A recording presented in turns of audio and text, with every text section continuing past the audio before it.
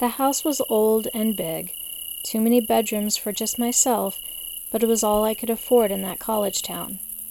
I lived about 20 minutes from Iowa State University, and that was a good thing because I liked the quiet life and didn't necessarily want to be woken up by frat parties and the occasional student too drunk to find his own dorm room. I was one of the student advisors and had only worked there for a year when I found this house for rent.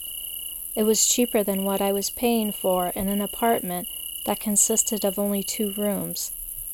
The house was cold and airy, which didn't surprise me because the windows were all original to the house. They were old and needing of repair. In fact, it didn't look like anything had been replaced or updated since the house was built.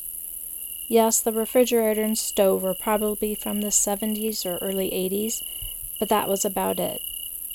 I never slept well in that house, floors always creaking from the settling of it, and the dripping of an old bathroom faucet. I tried my hand at plumbing, attempting to fix the leaky faucet with only a wrench and a screwdriver. Not recommended, and I think I made things worse. I really didn't want to ask the landlord to fix it because he was downright creepy. He always stood a little too close and stared a little too long. He wanted me to drop off the rent payment at his house.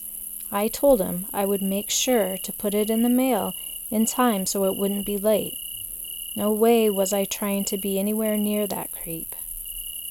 One night, after a bottle of wine and a dozen true crime documentaries, I decided to go and explore the attic. What possessed me to do that, I have no idea. Perhaps the alcohol? Anyway, there was a small staircase leading up to the door that was locked from the outside.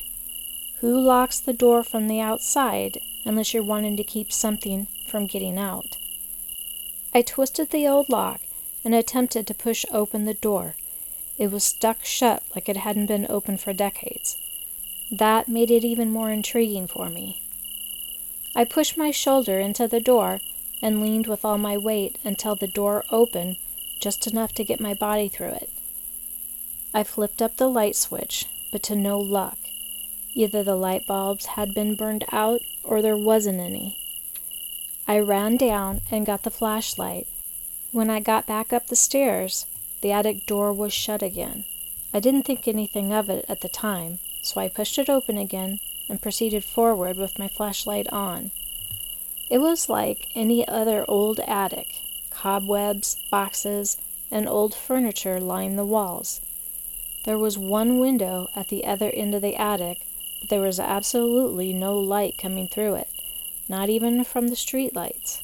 And having a good buzz going, I didn't really care how cold it was up there. I went through some of the boxes and found old family pictures and some antique toys and a bottle of what looked like very old perfume. The paper label was unreadable and the corners were folded up. I took the lid off because I had to smell it. Who knows, it might have been some antique Chanel bottle. It smelled of roses and vanilla. Nothing I've ever smelt before, but I liked it. I dabbed a little on my wrist and rubbed some against my neck, then proceeded to explore more of the boxes.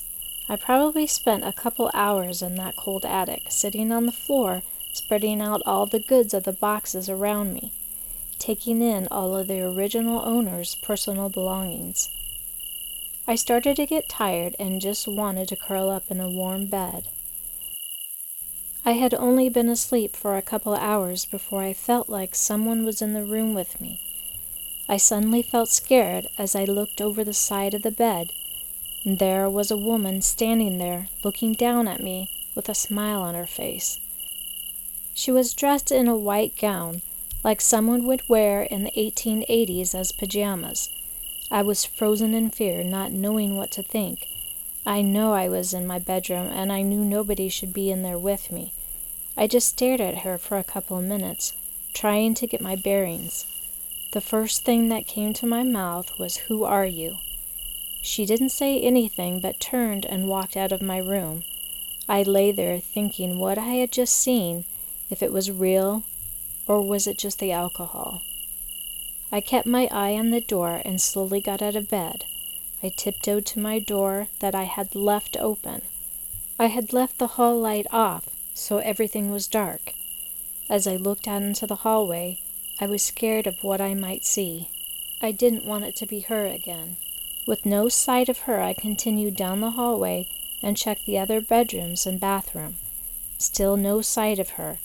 I looked down the stairs, and I knew I was still too drunk to have an encounter with some lady who may or may not be still living. I went back to bed, pulled the blankets over my head, and went to sleep until noon the next day. When I woke up, I had forgotten what had happened till I walked into the bathroom.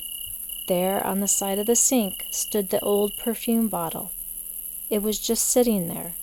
The room smelled of roses and vanilla. I knew I hadn't brought that perfume bottle down from the attic, and then that's when the memory of the lady came back to me. The memory of the woman standing by my bed with a smile on her face. My heart started to race, and I knew I had to go and finish checking the rest of the house. As I did, the smell of that perfume followed me from room to room, and then I remembered dabbing a little on my wrist and neck. I searched the house, but there was no sight of the woman anywhere, thank God. It was Saturday, and my sister came over to make me dinner. We sat and finished off a bottle of wine, and I told her about the events of last night. She insisted we go up to the attic so she could take a look through all the junk that was stored up there. I agreed, and we went up and went through one box at a time. We got to the box where the perfume and the old pictures were in. We looked at each and every picture in that box, and sure enough, there were pictures of the woman in white, the woman that was standing next to my bed last night. Some were of her standing next to a handsome man by a Christmas tree. They looked so in love. What was their story? Why was she in my room staring at me? As old as this picture was, I knew she had to have been passed away by now. Was it her perfume that was in that box? How did she die?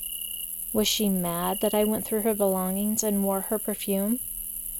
After my sister left for the night, I took a bath and brushed my teeth. I looked at the perfume bottle sitting next to the sink. I put a little on my neck and said to no one, "Here's to you." I decided to turn in early.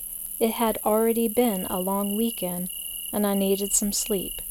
I soon fell asleep and began to dream of an older-style car. There was a couple driving in it in a bad winter storm. They looked happy and in love. The next thing that happened explained a lot. I saw them lose control of the car and drive into oncoming traffic. They hit a car head-on and rolled into the ditch. The man got out and attempted to rescue the woman, but she was very badly injured and had died. He stood by the car yelling her name, "Rebecca, Rebecca." The dream then flashed to a picture of the couple sitting by the Christmas tree opening gifts. The woman had opened a beautifully wrapped box with a perfume bottle in it. After I woke up, I realized the woman in the dream was the woman I saw in my bedroom the night before. She wanted to share her story. She wanted to show me how happy she was. I think when I opened that bottle of perfume, it awoke her spirit. The next morning, I packed the perfume back in the box in the attic and never touched it again. I only stayed another year in that house before I bought my own. I'll always remember that weekend and the woman in white.